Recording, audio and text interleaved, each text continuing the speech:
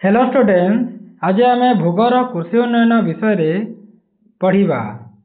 तो 2011 मसीहा जनगणना अनुसार भारतर लोकसंख्या प्राय 121 कोटी थिला और 2021 मसीहा बेलू आम देश लोकसंख्या प्राय 150 कोटी हेबो बोली अनुमान करा जाउथिला।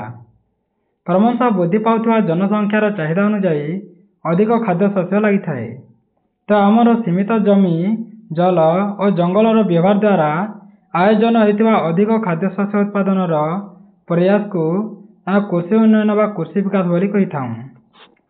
कृषिर विकास पाई कृषि जमीर आकार वृद्धि और विभिन्न प्रकार शस्य उत्पादन करने और जलसेचन सुबंदोबस्त करने, उन्नत कृषि जंत्रपातिर व्यवहार करने और नूतन कृषि कौशल विषय जानिबा और रासायनिक सार प्रयोग करने, अधिक अमलक्षम बिहनर व्यवहार करने इत्यादि आमको आवश्यकता रही।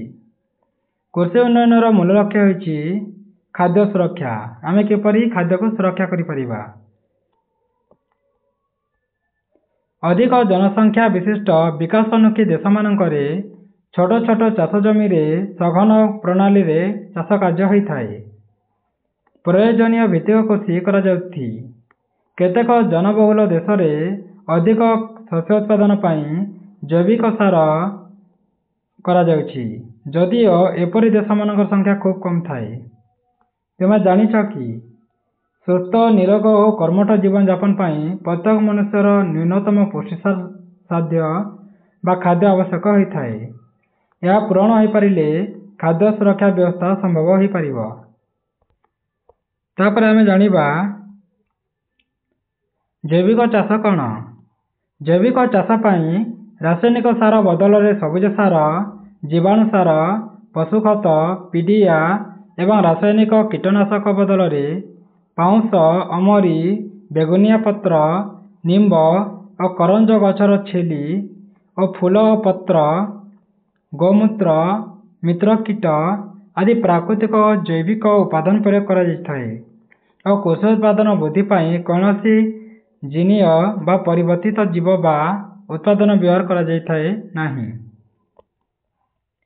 युक्तराष्ट्र अमेरिका, कानाडा, ऑस्ट्रेलिया प्रभृति देश मानकरे चाष जमीर आकार खूब बड़ होता है।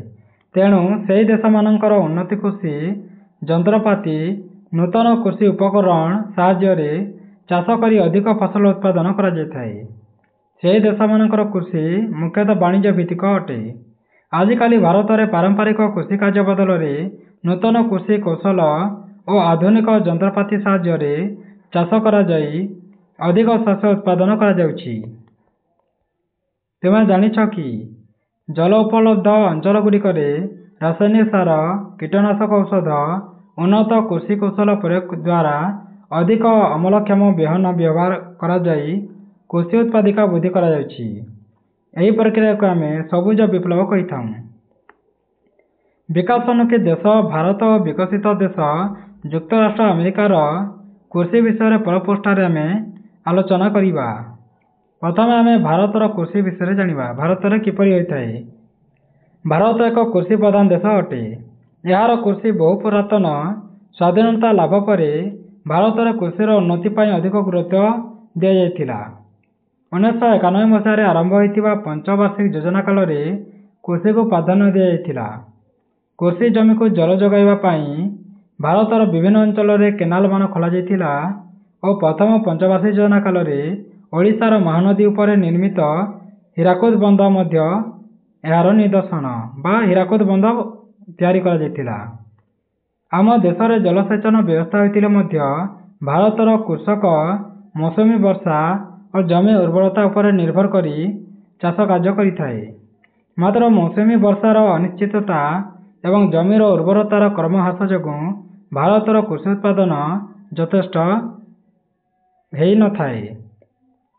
तेणु भारत सरकार द्वारा कृषिर उन्नति पाई जमीर चकबंदी, समवाय चाष, जमीदारी उच्छेद इत्यादि भू संस्कार आईन प्रवर्तन करथिले। यह व्यतीत कृषक मानक उन्नति पाई कृषि बीमा, ग्रामीण बैंक, समवाय संस्था, स्वल्प ऋण हार और अल्प मूल्य सार और बिहन जोगाण इत्यादि व्यवस्था करागला सरकार तरफରୁ। कृषि द्रव्यर न्यूनतम सहायक मूल्य निर्धारण द्वारा कृषक जमीर उत्पादित द्रव्य बिक्री करी उपयुक्त मूल्य पाइबार सुजोग पाइले। दूरदर्शन और आकाशवाणी रे पाणीपागर पूर्वानुमान प्रचार द्वारा चाषी चाषर उपयुक्त जत्न नेबार सुजोग मध्य पाइले। तापरे तुमे जानिछ कि नूतन कृषक कौशल द्वारा गहम उत्पादन रे अधिक सफलता को उत्तर भारत रे गहम विप्लव बोली कहा जाए। भारतर उत्तर उत्तर पश्चिमांचल विशेषतः पंजाब हरियाणा रे गहम उत्पादन अधिक होता है। तेणु यही शस्य बहुल अंचल को भारतर शस्यागार मध्य कहा जाए। यही अंचलर कृषक जमी रे अधिक अमलक्षम बिहन बुणी और उन्नत कृषि कौशल प्रयोग करी वर्ष को अति कम रे 2 थर फसल उत्पादन करथांती। से कृषि ऋण नहीं ट्रैक्टर साहाय्य जमी चाष करे और रासायनिक सार व्यवहार करे तथा से बुंदा और छिंचा जलसेचन करी कम जल रे विभिन्न प्रकार फसल करिथाए। से अंचल कृषि संप्रसारण अधिकारी माने अधिक उत्पादन दिगरे कृषक मानक सहायता करथांती। विभिन्न स्थान मानकरे गोदाम घर थिबारु शस्य संरक्षण सुविधा हुए। सरकार कृषि अधिकारी और चाषीर मिलित उद्यम रे एही राज्य मानकरे सबुज विप्लव द्वारा गहम विप्लव मध्य सफल होईछि। पंजाब हरियाणा व्यतीत राजस्थान बिहार मध्य प्रदेश उत्तर प्रदेश रे अधिक गहम उत्पादन होइथाए। वर्तमान गहम उत्पादन रे भारत एक अग्रणी देश रे परिणत होई पारिछि। देशर चाहिदा मेंटाइबा सहित विदेश को गहम रप्तानी करिबारे भारत सक्षम होइछि। कृषि कार्य सह भारत रे चाषी गोपालन और कुकुड़ा पालन मध्य विशेष भाव लाभवान पाइथाए। अधिकांश चाषी समवाय समितिर सभ्य होई एही संस्था साहाय्य दुग्ध और अंडा बिक्री करी प्रचुर परिमाण रे अर्थ उत्पादन करिथांती। तापर आमे जानिबा युक्तराष्ट्र अमेरिकार कृषि विषय रे। युक्तराष्ट्र अमेरिका रे गोटे चाष जमीर हाराहारी आकार भारतर गोटे चाष जमीर आकार अपेक्षा यथेष्ट बड़ थाए। भारतर जेते भी जमी अच्छी ताठारु बड़ बड़ जमी युक्तराष्ट्र अमेरिका रे अच्छी। युक्तराष्ट्र अमेरिका रे गोटे साधारणतः चाष जमी 250 हेक्टर होइथिबा बेले भारत रे ताहा 1.5 हेक्टर मध्य थाए। एही देशर कृषि को से देशर कृषक शिक्षित और कृषि प्रति जतनवान नहीं थांती। चाष करिबा पूर्वरु माटीर उर्वरता जानिबा पई माटी को परीक्षागार को पठाई परीक्षा करिना जाइथाए एवं सही अनुसार जमी रे रासायनिक सार प्रयोग करा जाइथाए। से कृषि पई कंप्यूटर व्यवहार करे तार कंप्यूटर उपग्रह सह संयुक्त रही थाए। तेणु तार जमीर माटी फसल उत्पादन पई केते उपयोगी से जानी पारि थाए। रोग और पोक दाउरू रक्षा करिया पई हेलिकॉप्टर साहाय्य आकाश मार्गरू कीटनाशक छिंची फसल को रक्षा करिबारे सुजोग निए। देश में गोदाम घर और वाणिज्य संस्था मान थिबारु कृषक शस्य संरक्षण करी एवं बिक्री करी लाभवान होइथाए। युक्तराष्ट्र अमेरिकार कृषक जड़े साधारण चाषी परिवर्ते जड़े व्यवसायी भाव में जमी रे कार्य करिथाए। युक्तराष्ट्र अमेरिकार कृषि मुख्यतः वाणिज्य भित्तिक से बिजनेस करिथाए। खाद्य शस्य रप्तानी करिबारे पृथ्वी रे यह एक अग्रणी देश। कृषि द्रव्य मध्य मका गहम कपा धुआपत्र और सोयाबीन मुख्य अटे। मका उत्पादन युक्तराष्ट्र अमेरिका पृथ्वी रे प्रथम एवं गहम उत्पादन द्वितीय अटे।